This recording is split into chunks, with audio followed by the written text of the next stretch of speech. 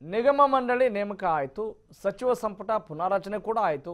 ಇನ್ನೇನು ತಲೆನೋವಿಲ್ಲ, ದೋಸ್ತಿ ಸರ್ಕಾರ ಸುಗಮವಾಗಿ ಅಧಿಕಾರ ನಡೆಸುತ್ತೆ ಅಂತ ಅನ್ನುವಾಗಲೇ ದೋಸ್ತಿ ಸರ್ಕಾರದಲ್ಲಿ ನಿಗಮ ಮಂಡಳಿಗಾಗಿ ಮುಸುಕಿನ ಗುದ್ದಾಟ ಮತ್ತೆ ಶುರುವಾಗಿದೆ.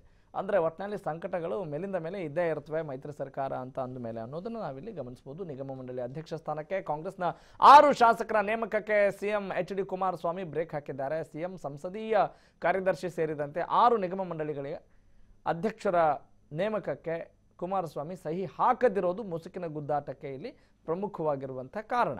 ಕಾಂಗ್ರೆಸ್ನ ಶಾಸಕರು ಕುಮಾರಸ್ವಾಮಿ ವಿರುದ್ಧ ಈಗ ಕೆಂಡ ಕಾರ್ತಾ ಇದ್ದಾರೆ.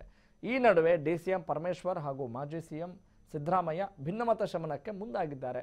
ಜೆಡಿಎಸ್ ವರಿಷ್ಠರ ಜೊತೆ ಚರ್ಚೆ ಮಾಡಿ ನಿಗಮ ಮಂಡಳಿ ಅಧ್ಯಕ್ಷರ ನೇಮಕಕ್ಕೆ ಸಹಿ ಹಾಕಿಸ್ತೇವೆ ಅಂತ ಸಿದ್ದರಾಮಯ್ಯ ಹಾಗೂ ಡಾಕ್ಟರ್ ಜಿ ಪರಮೇಶ್ವರ್ ಅತೃಪ್ತರಿಗೆ ಆಶ್ವಾಸನೆ ಕೊಟ್ಟಿದ್ದಾರೆ.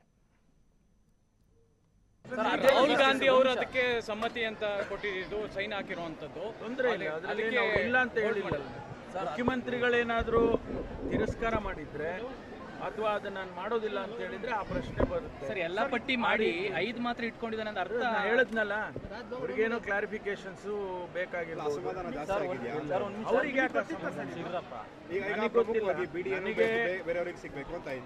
ಇಲ್ಲ ಆ ರೀತಿ ಏನಿಲ್ಲ, ಯಾರಿಗೂ ಅಸಮಾಧಾನ ಇಲ್ಲ. ನಾವು ಪಕ್ಷದಲ್ಲಿ ನಮ್ಮ ಜನರಲ್ ಸೆಕ್ರೆಟರಿ ಅವರು, ರಾಹುಲ್ ಗಾಂಧಿ ಅವರು, ಮಾನ್ಯ CLP ನಾಯಕರು ಮತ್ತು KPCC ಅಧ್ಯಕ್ಷರು, ನಾನು ಇಷ್ಟು ಜನ ಕೂತ್ಕೊಂಡು ತೀರ್ಮಾನ ಮಾಡಿ ನಾವು ನಮ್ಮ ಪಕ್ಷದೊಳಗೆ ಯಾರಿಗೆ ಕೊಡಬೇಕು, ಅದರ ಸಾಧಕ ಬಾಧಕಗಳೇನು ಅಂತೇಳಿ ಅದನ್ನೆಲ್ಲ ತೀರ್ಮಾನ ಮಾಡೇ ಕೊಟ್ಟಿದ್ದೇವೆ. ಸರ್, ನಿಗಮ ಮಂಡಳಿ ಏನು ಓಕೆ ಸರ್?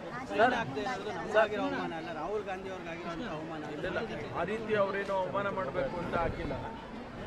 ಅವರು ವೆರಿಫಿಕೇಶನ್ಸ್ ಏನೋ ಮಾಡ್ಕೊಂಡು ಅವರೆಲ್ಲರೂ ಹೇಳಿದಾರ ಮಾಡೋದಿಲ್ಲ ಅಂತ. ಮುಖ್ಯಮಂತ್ರಿಗಳು ಇಲ್ಲಿಯವರೆಗೂ ನಾನು ಮಾಡೋದಿಲ್ಲ ಅಂತ ಹೇಳಿಲ್ಲ. Seeking some clarifications. ಸೋಮಶೇಖರ್ ಅವರ ಬೆಂಬಲಿಗರು ಕಾರ್ಪೊರೇಟರ್ಗಳು 4 ಜನ ರಾಜೀನಾಮೆ ಕೊಡಲಿಕ್ಕೆ ಮುಂದಾಗಿದ್ದಾರೆ. ಅದರ ಅಗತ್ಯ ಇಲ್ಲ, ಅವ್ರಿಗೆ ಮಾಡ್ತಾರೆ.